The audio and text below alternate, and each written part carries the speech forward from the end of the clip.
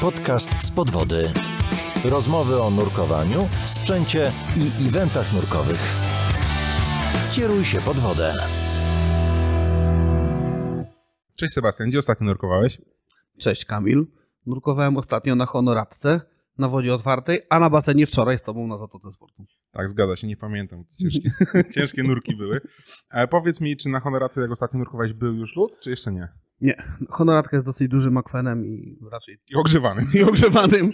Ciężko, żeby zmarzła przy tych temperaturach, ale specjalnie pojechaliśmy akurat, żeby sobie móc ponurkować, jakieś zdjęcia popstrykać. No właśnie, chciałem się zapytać o nurkowanie pod lodem, no bo idzie zima. W sumie była zima, być może niektóre akweny były zalodzone i teraz pytanie, czy taki początkujący człowiek po OWD nie kończył mu się sezon, kupuje sobie, nie wiem, suchy skafander, czy 14 pianek na siebie zakłada, jak jest z marzlakiem, czy może sobie iść po prostu ponurkować pod lód? Gdzieś tam przy brzegu nie ma tej kry, gdzieś tam, bo może dalej jest kra, albo odwrotnie, czy on może sobie po prostu wejść i ponurkować bezpiecznie, bez jakiegoś wyszkolenia. Ma czyste OWD, troszeczkę nurków zrobionych. To znaczy, wiesz, no w Polsce generalnie nie ma obowiązku posiadania jakiejkolwiek licencji. To jest takie trochę nienormalne moim zdaniem. No to prawda, oczywiście zgadza się. moje zdanie. Natomiast jeżeli to ma być wszystko zrobione dobrze i bezpiecznie, no to powinien przejść przeszkolenie odpowiednie, czyli kurs nurkowania podlodowego. Czyli są takie kursy nurkowania Są. podlodowego. Czy w takim razie takie, nie, nurkowanie pod lodem można porównać do nurkowania, nie wiem, gdzieś we wraku jakimś, czy powiedzmy w jaskini, no bo mamy sufit nad sobą, w teorii nie możemy się wynurzyć awaryjnie. Dokładnie. No możemy to trochę porównać właśnie do nurkowania w jakichś tam jaskiniach, ponieważ masz cały czas sufit, przez który nie masz bezpośredniego dojścia do powierzchni. Jest to ograniczenie, tak zwane nurkowanie overhead. Jak najbardziej. Nurkowanie overhead, dobra. No i teraz tak sobie jak rozmawiałem ze znajomymi, którzy zrobili tam w 2 dni OWD w Egipcie, to mówią, no co to jest lód? No, z góry lód przebije, no to jak będę z dołu pod lodem... Podobno robią w Egipcie też pod folią bąbelkową. Tak, dokładnie tak. A propos to miało kolejne pytanie, czy w Egipcie można nauczyć się nurkowania pod lodem i słyszałem, że tak, kładą właśnie folię bąbelkową na wodzie. I tak. Znaczy nie, wydaje mi się, że to jest jakiś fake, nie? Mam nadzieję. No jest pytanie, czy to nie jest tak, że no dobra, jest lód. Skoro mogę od góry go przebić, czy jak jestem pod lodem, jako świeży nurek, dobrze, no nie wiem, zobaczyłem lód, jedziemy sobie na Jezioro Białe, no jest jakiś tam lód, wchodzimy przy brzegu, bo on jest tam troszeczkę twardszy, potem pewnie robi się coraz cieńszy, przebijamy się, idziemy sobie nurkować. Pływamy, dopływamy do brzegu. Czy jesteśmy w ogóle w stanie przebić się przez ten lód od spodu jako nurkowiec? Bardzo ciężko jest. No jest trudno, wiesz, w sytuacji, kiedy ratowałbyś swoje życie, pewnie dostałbyś jakieś nadludzkie siły, nie? W szczególności przy brzegu. Natomiast bardzo ciężko jest. Na kursie właśnie podlodowym, bo ja jestem instruktorem nurkowania podlodowego, bierzemy różne narzędzia, pokazujemy ludziom właśnie, że bardzo, bardzo ciężko jest wydostać się. No, to wymaga jednak trochę zdrowego rozsądku i takiej odpowiedzialności. Nie? Czyli tak naprawdę lepiej po OWD bez przeszkolenia nie iść pod lód, nie nurkować. Większość federacji wymaga, aby to było minimum uprawnienia bodajże Advance. Natomiast chyba CMAS ma tak, że P1 wystarczy, jakieś tam uprawnienia nocne. Ale to chyba tylko CMAS. Reszta wymaga jednak, żeby to było nurkowanie dla nurków Advance. Okej, czy tak największym zagrożeniem w nurkowaniu pod lodem jest to, że mamy nad sobą tak naprawdę sufit i wszystkie tak, nie wiem, procedury awaryjne? No wiesz, temperatura, no zagrożenie zamarznięcia automatu, zamarznięcia inflatora, hipotermia samo to, wychłodzenie organizmu. Jest tych zagrożeń trochę. Nie? Czyli tak naprawdę nurkowanie pod lodem w piance raczej odpada?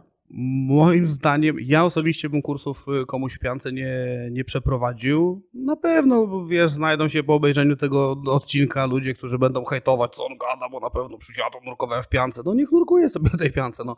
Natomiast zdrowy rozsądek nakazywałby moim zdaniem, żeby jednak nurkować w suchym skafandrze. Ja tak się zastanawiam właśnie przy nurkowaniu w piance, że to można połączyć nurkowanie pod lodem, a potem przejść od razu w tryb morsowania.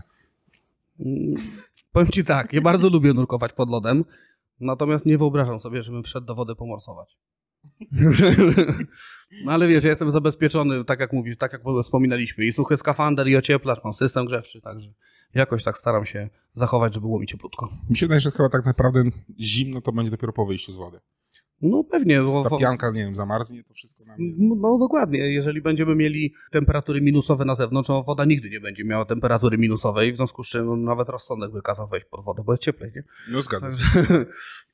Natomiast duże ryzyko właśnie takiego wychłodzenia. Nawet jak masz ekipę zabezpieczającą, bo jak nurkujemy pod lodem, załóżmy ja bym z tobą nurkował pod lodem, no to pewnie mielibyśmy jakąś ekipę, która by nas zabezpieczała na zewnątrz, w razie jakiejś sytuacji awaryjnej, no to oni bardziej są narażeni na wychłodzenie z uwagi na to, że cały czas podczas naszego nurkowania stoją na zewnątrz, jest temperatura minusowa, jeszcze jakiś wiatr dojdzie czy coś, to marzną. Okej, to jest moje pytanie, czyli tak naprawdę to nie jest tak, że pod lód idę sobie z moim partnerem, kolegą, znajomym, koleżanką nurkować pod lód, tylko jeszcze musi mieć kogoś na zewnątrz w razie czego. No i tutaj znowu przechodzimy do tego, że zdrowy rozsądek nakazywałby nurkować jednak, że jakbyśmy we dwójkę mieli pójść pod lód, no to fajnie jakbyśmy mieli ze 2 osoby zabezpieczające, bo mamy metodę na przykład z liną zabezpieczającą, gdzie my jesteśmy przywiązani liną do jednej liny, nie do 2 lin, tylko do jednej liny, i my się komunikujemy, załóżmy, za pomocą dotyku, jakbyśmy byli jeden za drugim albo normalnie standardowymi znakami, a komunikujemy się z tymi ludźmi, którzy trzymają nam tą linę, jeżeli nie jest zabezpieczona do, nie wiem, do drzewa czy do czegoś, za pomocą szarpnięć tą liną, tak? No to oni czekają. Oprócz tego fajnie jakby gdybyśmy mieli jakąś tam sytuację awaryjną, czy tylko ty, czy razem byśmy mieli, żeby byli jacyś ludzie gotowi wejść i nam pomóc, czyli tak naprawdę no to 6 osób łącznie. No z 6 osób na przykład by było. Ale oczywiście zdarza się też tak, że wchodzimy na przykład i bez liny asekuracyjnej, tylko za pomocą kołowrotka, czyli to już właśnie trochę takie zbliżone do nurkowania jaskiniowego. No ale to już naprawdę człowiek musi być opływany, wiesz, zdrowy rozsądek, prędkość oddychania, jakby umiejętności w ogóle nurkowe powinny być już u takiej osoby naprawdę dobrze rozwinięte.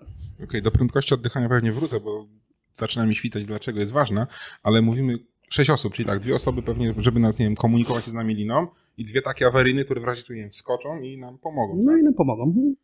To dużo ludzi tak naprawdę. No sporo. To znaczy, wiesz, to jest tak jak mówię, no rozmawiamy sobie tak luźno na ten temat. Czyli to sensownie z punktu widzenia bezpieczeństwa. Dokładnie, no i na kursach właśnie opowiadam, zależy jakich ludzi będę na kursie miał, no bo jak mam kogoś takiego, ma nurka Advance, zresztą i tak u mnie jak ma mieć Advance, no to musi być facet opływany czy kobitka, no to będziemy robili to za pomocą tej liny zabezpieczającej. Jak mamy taką swoją zaufaną jakąś tam ekipę, no to nie ukrywam, że zdarza się, że wchodzimy sobie i przy pomocy po prostu kołowrotka, który jest oczywiście prowadzony i zabezpieczony na zewnątrz, żebyśmy, taka nić Ariadny. Czy jak się wchodzi po ten lód, to trzeba jakiś, nie wiem, przerębel wywiercić, tak jak na filmach, taką okrągłą dziurkę, przy którą się wskakuje? Wiesz co?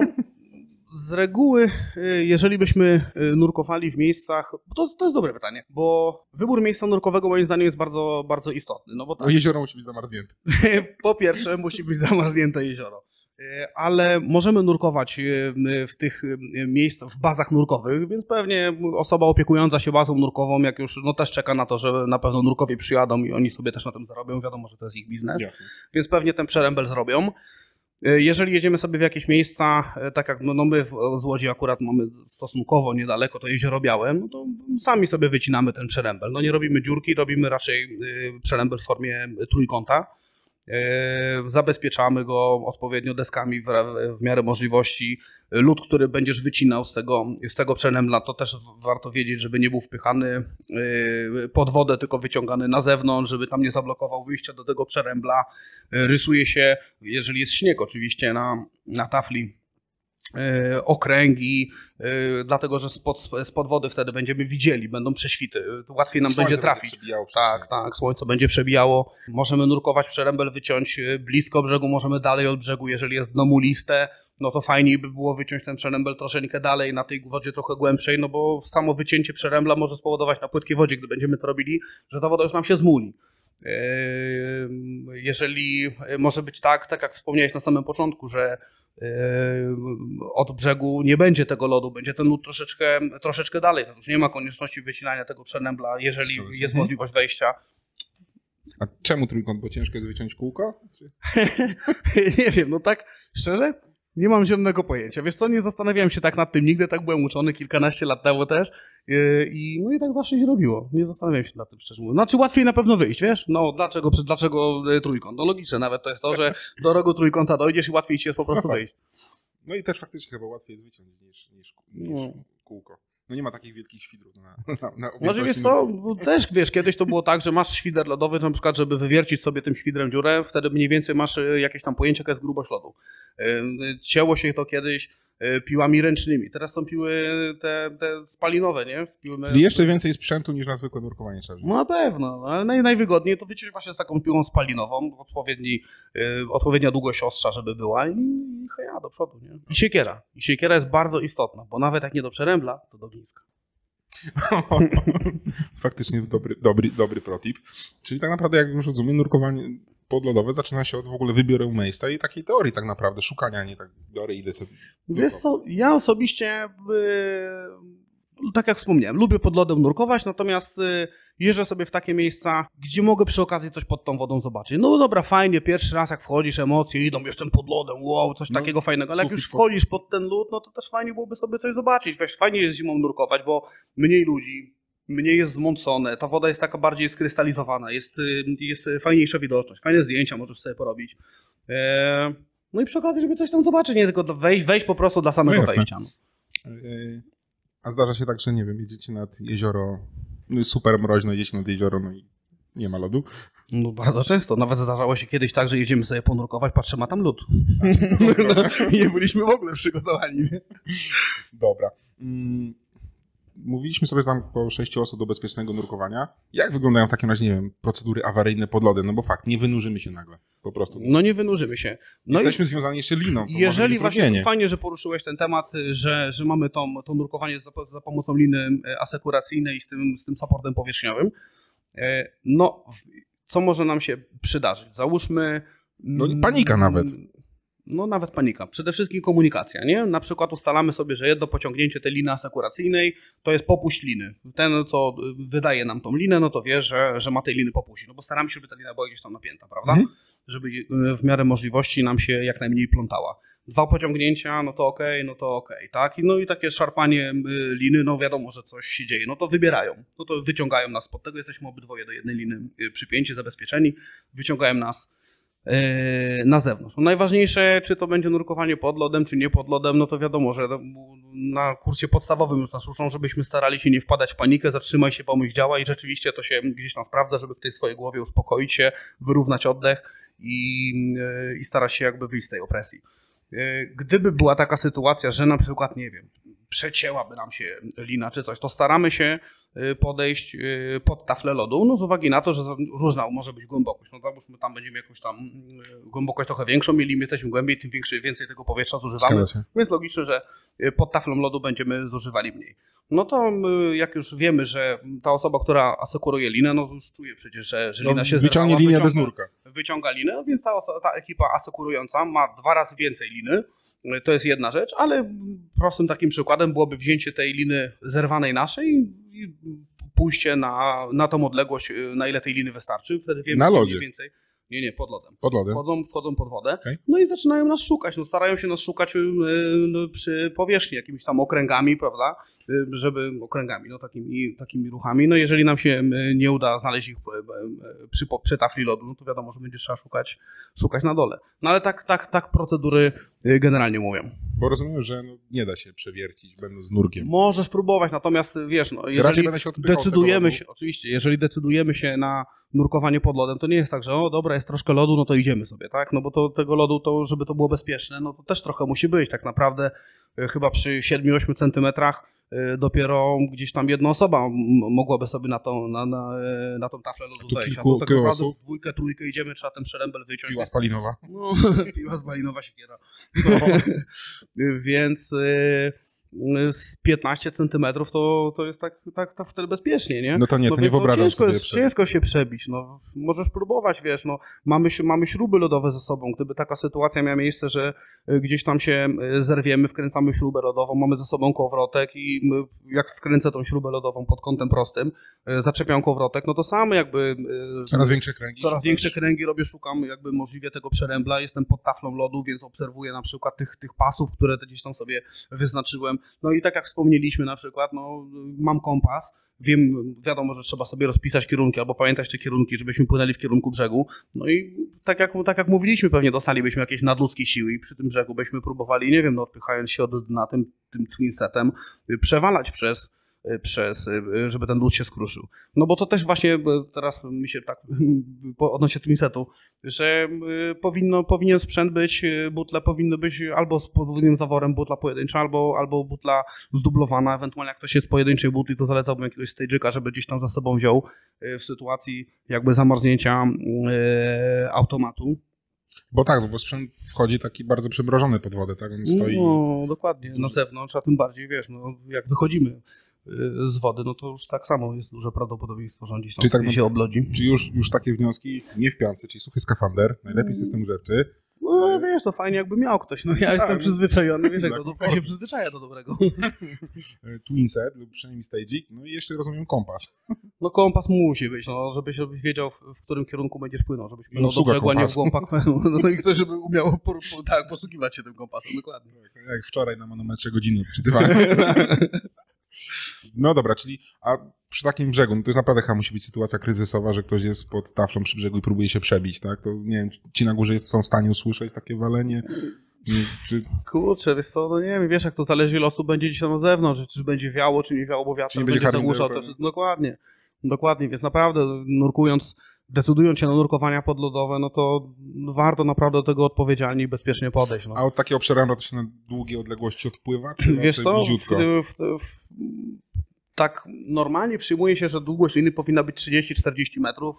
Ekipa zabezpieczająca ma 2 razy więcej liny na potrzeby jakby poszukiwania. I no to też nie jest takie nurkowanie, jak latem sobie robimy, czy tak normalnie sobie robimy, gdzie nie mamy tej tafli lodu, w każdym momencie możemy się wynurzyć, więc to nie będziemy penetrować Bóg wie jakich głębokości na honoratce sławnej 50, nie będziemy pod lodem szukać, nie? Albo jakiegoś rowu maryńskiego. No dokładnie. No to idziemy, żeby poczuć tą adrenalinkę pod tym lodem, bo to jest naprawdę fajne. No jak ktoś nie był, no to naprawdę można poczuć tą adrenalinę. Tym bardziej jak podpływamy pod lód, uderzamy nożami od spodu, wkręcamy śruby lodowe, żeby ludzie zobaczyli, że to nie są przelewki. No. I że to nie jest takie łatwe tak naprawdę. Dokładnie. Właśnie słyszałem, że wkręcenie tej śruby, te pierwsze etapy też nie jest takie, no dokładnie. Zwłaszcza, że jest pewnie zimno. Ale jest naprawdę fajnie, bardzo warto, polecam. Czyli nie duże odległości, a głęboko się schodzi, czy też nie do samego dna gdzieś tam? Kurczę, wiesz co, no... Tak jak my na przykład często jeździmy na wapiennik, no to wapiennik jakby z zasady jest po prostu płytkim akwenem. Tak. Średnio możemy w tą wizurkę trafić, akurat ostatnimi czasy nam się trafia cały czas fatalna.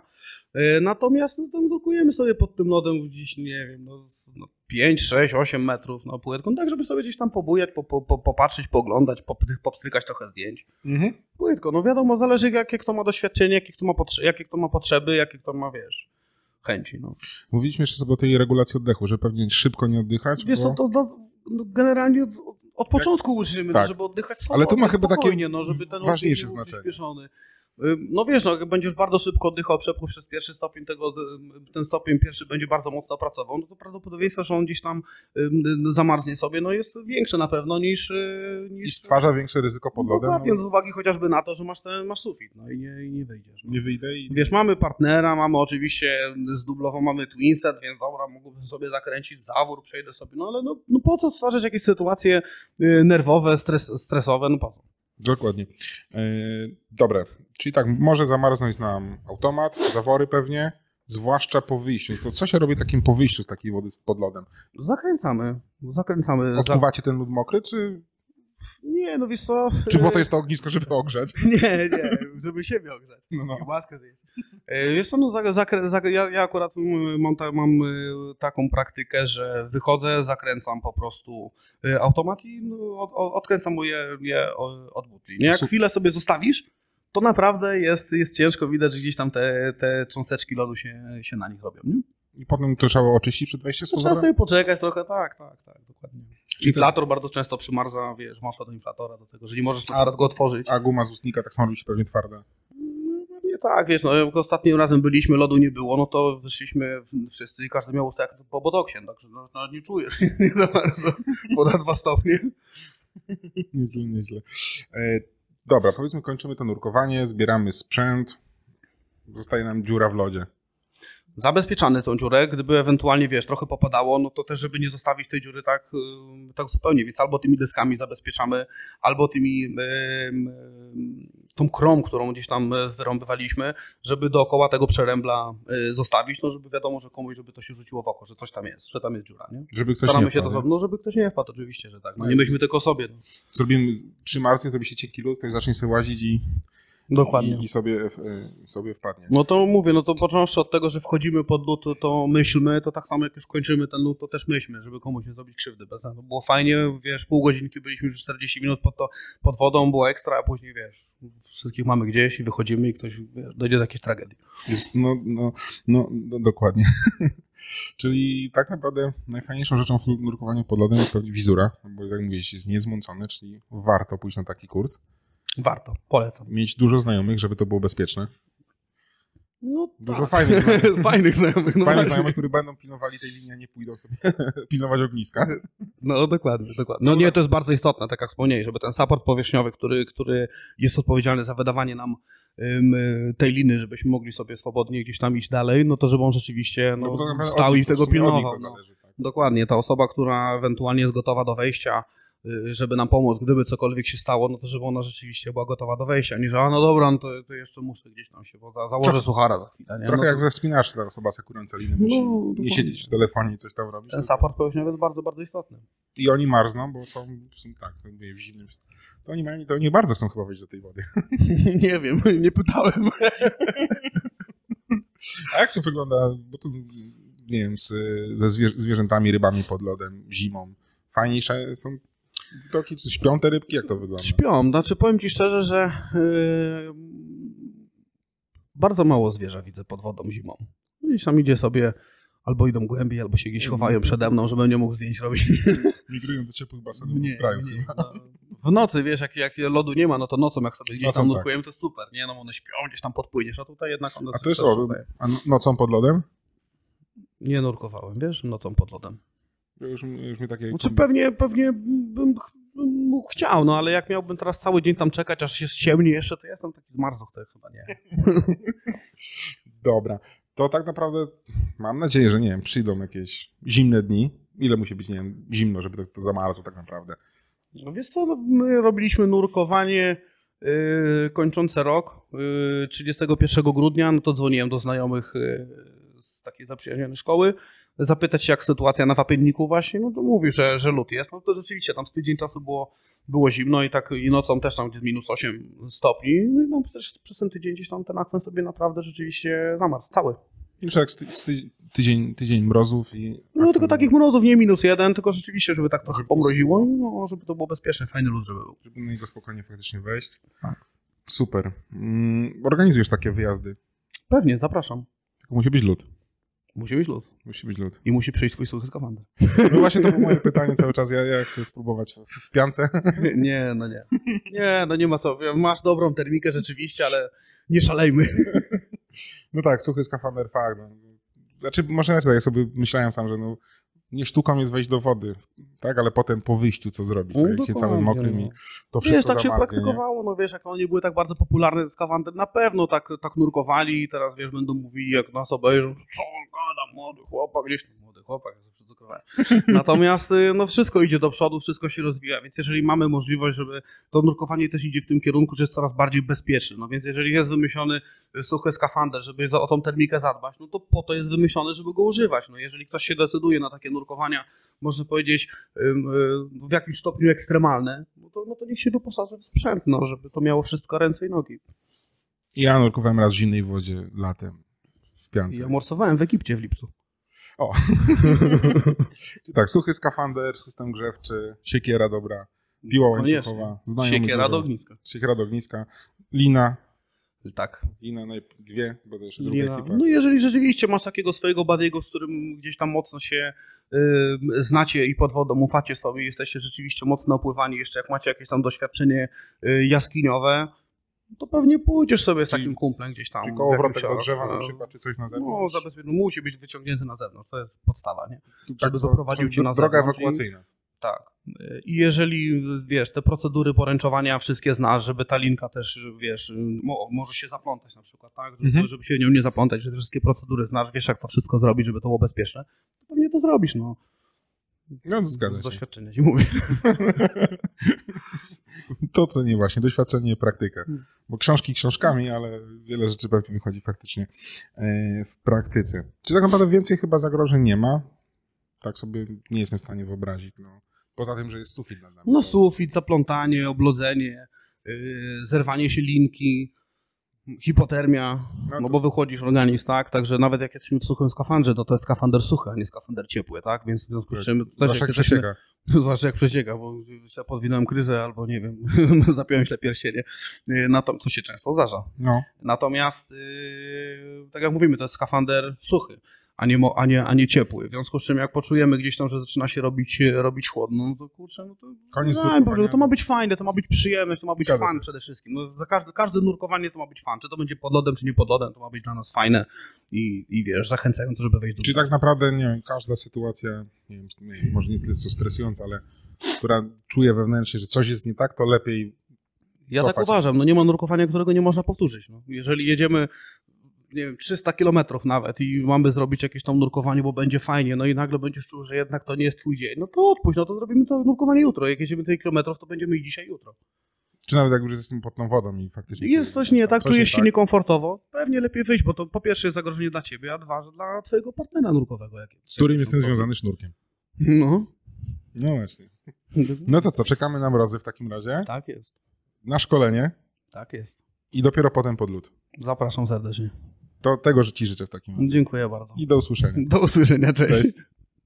Dziękujemy za wysłuchanie odcinka. Każde odtworzenie, każde udostępnienie, polubienie czy komentarz to dla nas bardzo cenne wsparcie. A jeśli podoba Ci się nasza twórczość, możesz wesprzeć nas w serwisie Patronite. Mamy nadzieję, że zechcesz przyłączyć się do współtworzenia Z Podwody i dorzucić swoją cegiełkę do tego projektu.